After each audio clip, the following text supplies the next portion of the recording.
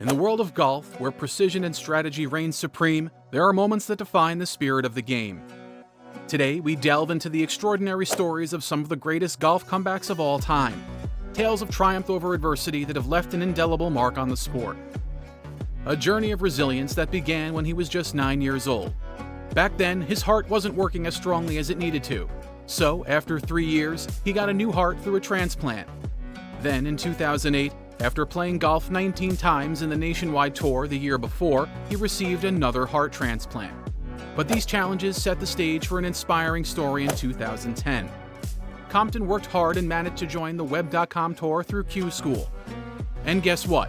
The following year, in 2011, he even won his very first tournament on that tour, which earned him the ticket to play in the prestigious PGA Tour. Even if Gene Littler's golf story had finished when he was diagnosed with skin cancer in 1972, his journey would have been impressive enough for the Hall of Fame.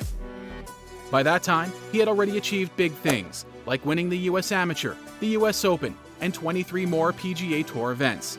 He was also part of 6 Ryder Cup teams. But wait, there's more.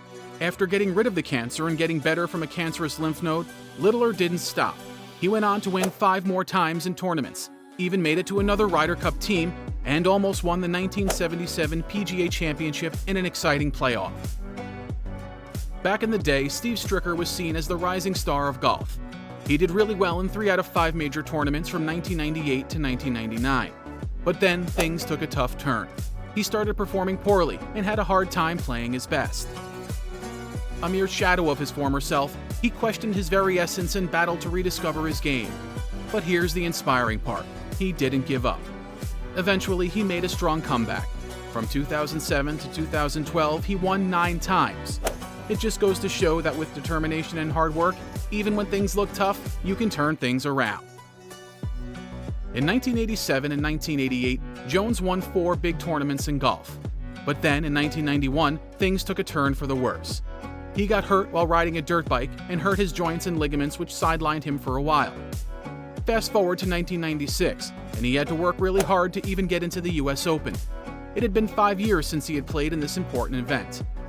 But guess what? Against all odds, Jones managed to beat tough competitors like Tom Lehman and Davis Love III to win his first and only major championship. 3 more PGA Tour wins would follow, but a series of elbow injuries derailed his career again. A true hero, both on and off the course, Lloyd Mangram was a U.S. soldier during World War II. He faced intense battles, like being part of the invasion of Normandy and the Battle of the Bulge. During the latter battle, he was shot in the knee and shoulder. Mangram survived these challenges and was honored with 2 Purple Hearts. But here's the amazing part. When he returned home, he achieved something remarkable. Despite all he had been through, he even won a medal in the U.S. Open. In 1946, right after his service, he competed in a golf championship called the U.S. Open at Canterbury Golf Club.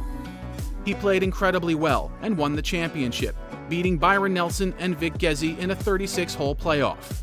It was the biggest win of his career. Quite a journey from the battlefield to the golf course. Ken Venturi is a name synonymous with overcoming odds. A former student of the legendary Byron Nelson, Venturi's journey began with a speech impediment that he conquered on his path to becoming an amateur golf standout in Northern California. His professional journey saw its peak with 10 tour titles between 1958 and 1960.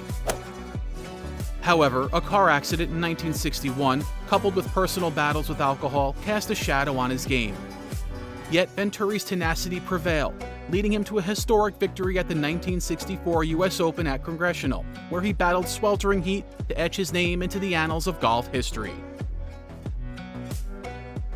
Then we have Paul Azinger, a golfer whose prowess was abruptly challenged by a diagnosis of cancer in his shoulder that no one saw coming.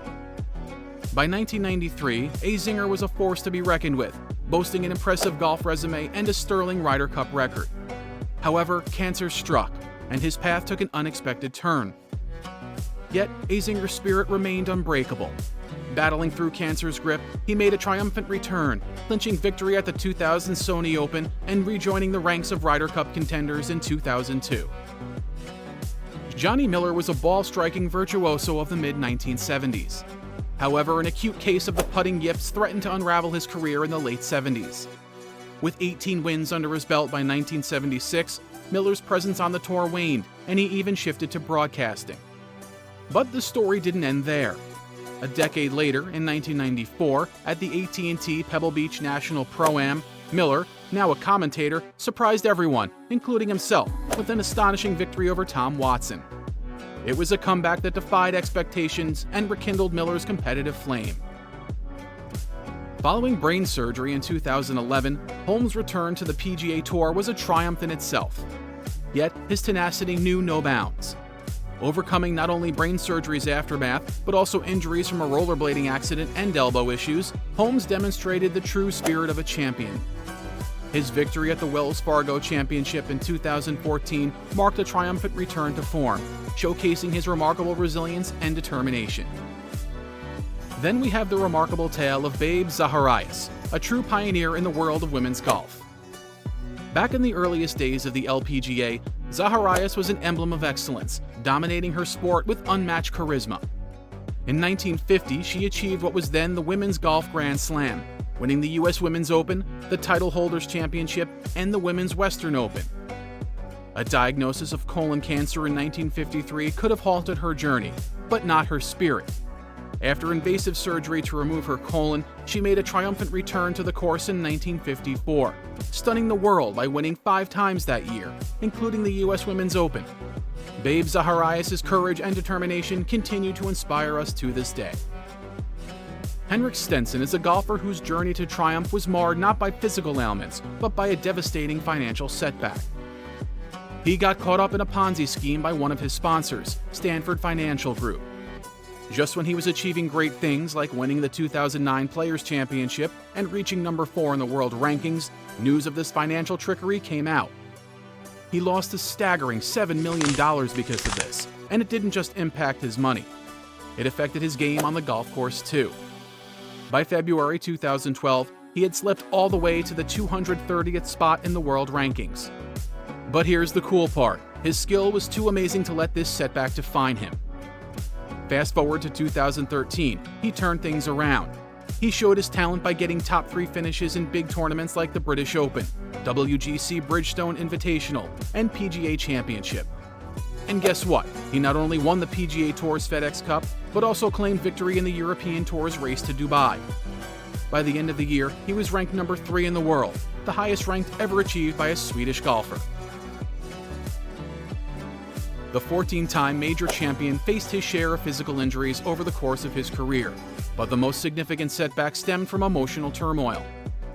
A car accident during Thanksgiving in 2009 triggered a chain of events leading to a damaging scandal that cost Woods his marriage, much of his popularity, and nearly all of his endorsement deals. His golf performance suffered too. After a 5-month hiatus, Woods made a comeback with a top 4 finish at the Masters. However, he went without a win in 2010 and 2011, causing him to drop behind the top 50 in the official world golf ranking. In 2012, a turning point arrived as Woods secured victory at the Arnold Palmer Invitational. He clinched 2 more wins that year, and an impressive 5 victories in 2013, propelling him back to the number 1 spot and earning an unprecedented 11th PGA Tour Player of the Year award. And finally, we witnessed one of the most awe-inspiring comebacks in sports history, the journey of Ben Hogan. Following a harrowing head-on collision with a Greyhound bus, Hogan's survival alone was a miracle. But what followed was nothing short of legendary. Hogan's recovery from a broken clavicle, complex pelvic fracture, fractured ankle, broken ribs, and facial injuries was a testament to his indomitable will. Overcoming life-threatening blood, a triumphant return to the course. Just 16 months after the incident, he achieved an unimaginable feat, winning the 1950 U.S. Open.